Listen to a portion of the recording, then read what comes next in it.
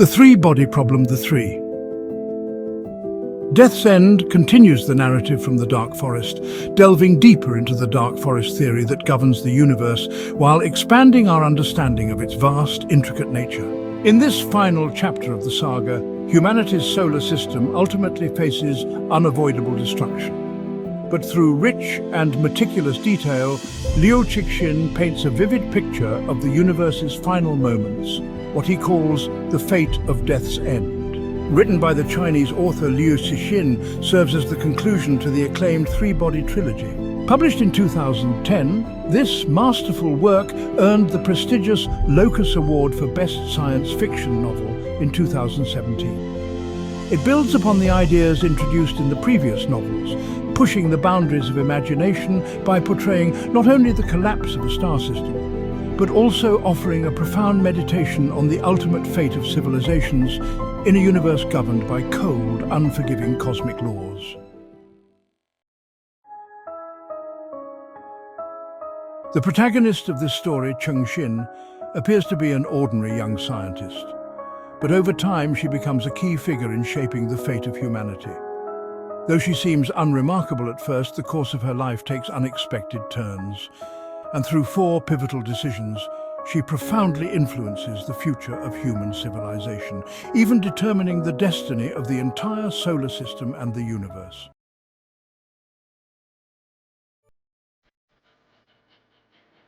The story begins with the Staircase Project, a desperate attempt by humanity to counter the incoming Trisolaran fleet. In a bold but nearly impossible plan, scientists aimed to send a probe ahead of the fleet by accelerating it to 1% of the speed of light, allowing it to monitor the Trisolaran's movements. But there was a critical limitation. Technology only allowed for a payload of 500 grams, lighter than a bottle of water. How could a functioning surveillance device fit within such a tiny space? This problem stumped the brightest minds and nearly brought the project to a standstill. At this moment, Thomas Wade, the head of the Planetary Defense Council, PIA, proposed a chilling solution: to send a human brain instead of a traditional probe. In the face of an existential struggle between humans and the Trisolarans, compassion and sentiment no longer mattered. Only cold, calculated decisions and raw power could ensure survival.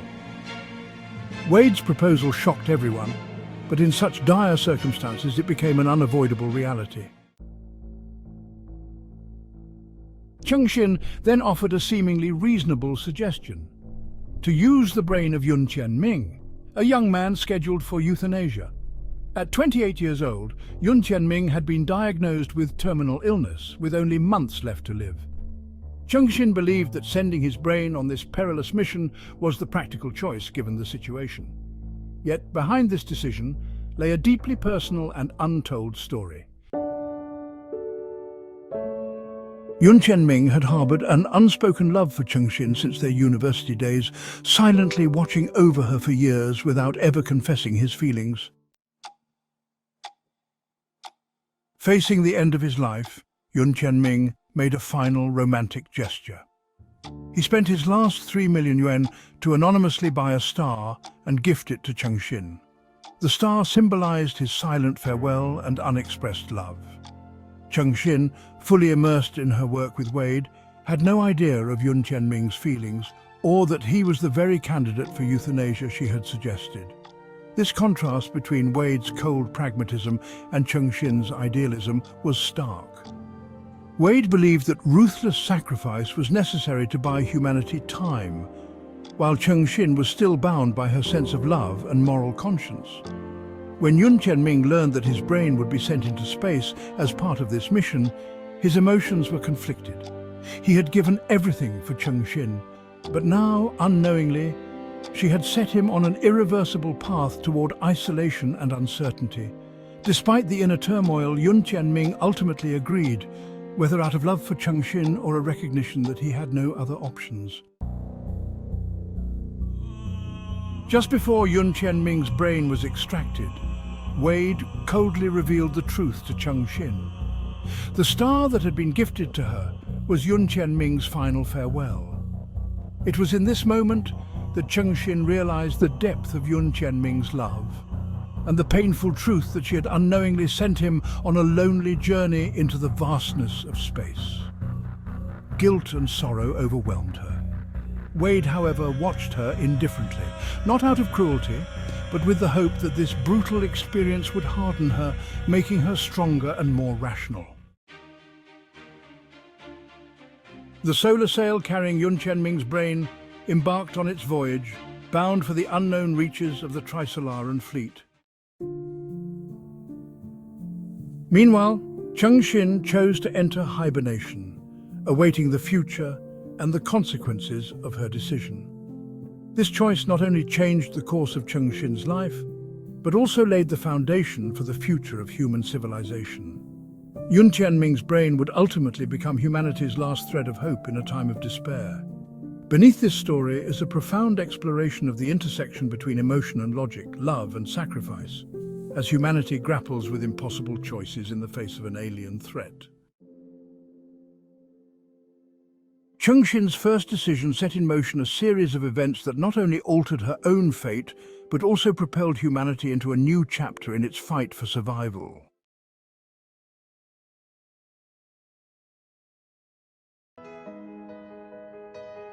Cixin's second choice not only transforms her own life, but also leaves an irreversible mark on the fate of all humanity.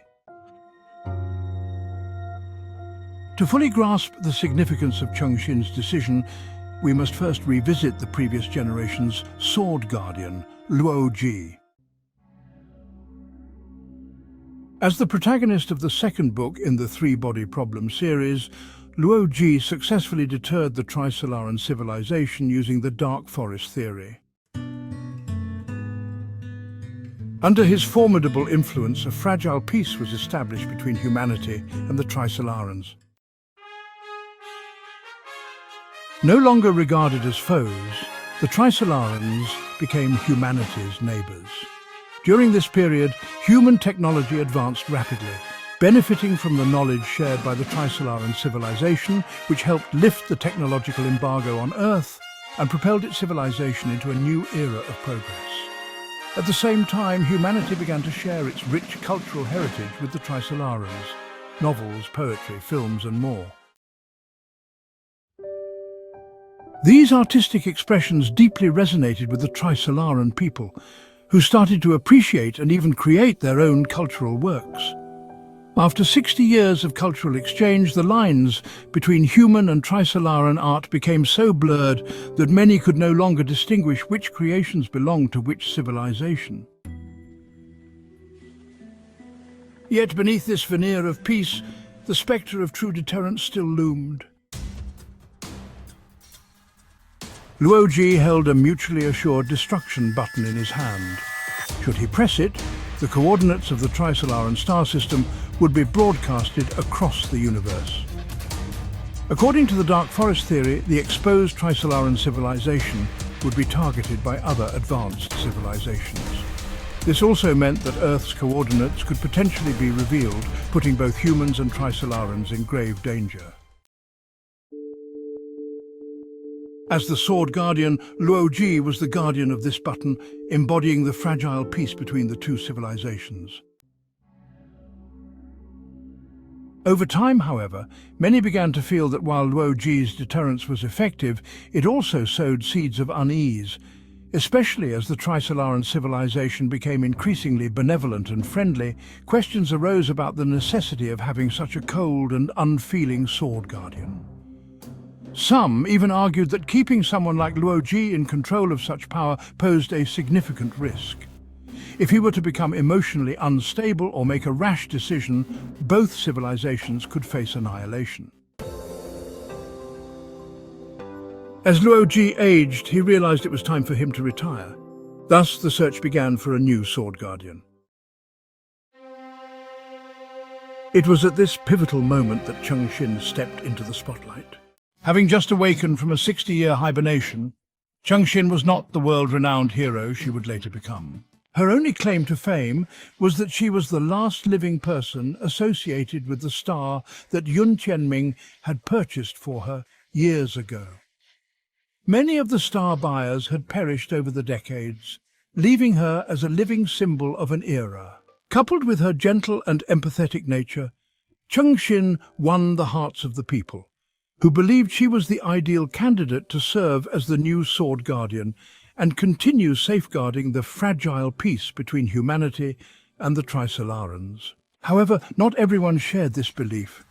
Cixin's former superior, Wade, vehemently opposed her candidacy. He believed that Cixin's emotional disposition made her wholly unfit to wield such lethal power. In a desperate attempt to prevent her from becoming the Sword Guardian, he resorted to extreme measures.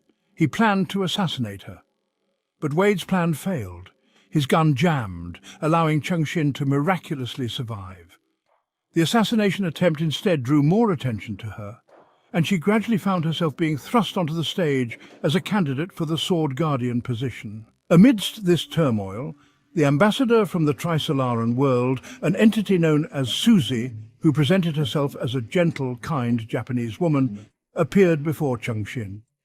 She expressed that the Trisolaran civilization sincerely hoped Cixin would take on the role of Sword Guardian, using her compassion and kindness to protect the peace between the two civilizations. The United Nations also rallied behind Cixin's candidacy. Burdened by guilt over Yun Chenming and driven by a longing for peace, Cixin ultimately decided to run for the position of Sword Guardian. Just as Wade had anticipated, Cixin was successfully elected as the new Sword Guardian, and the people even dubbed her Saint Mother, viewing her as a symbol of peace. However, her ascent marked the end of an era. The moment Cixin took control of the button, the Trisolaran civilization launched their premeditated attack. Their ultimate weapon, the droplet, sped toward Earth with astonishing velocity, targeting the planet's only deterrent, the gravitational wave transmitter that the Sword Guardian was meant to protect. The Trisolarans' soft approach had merely been a carefully orchestrated ruse.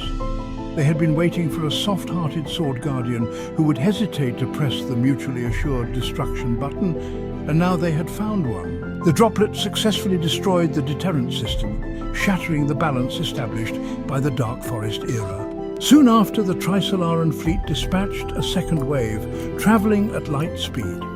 It turned out that while sharing technology with humanity, the Trisolarans had secretly advanced their own capabilities, mastering light-speed travel.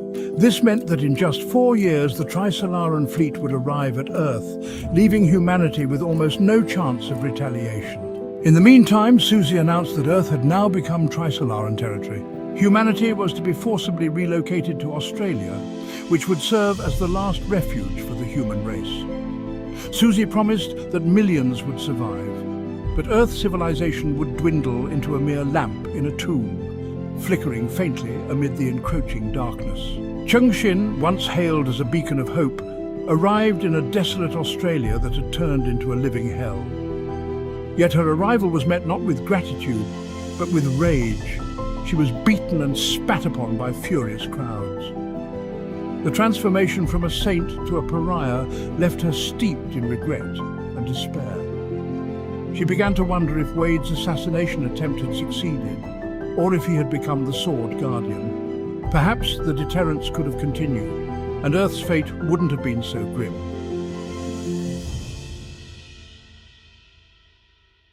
But the story was far from over. Had the Trisolarans truly secured ultimate victory? Was Earth's civilization doomed to extinction? In this complex interplay of humanity, rationality, and emotion, the future remained uncertain.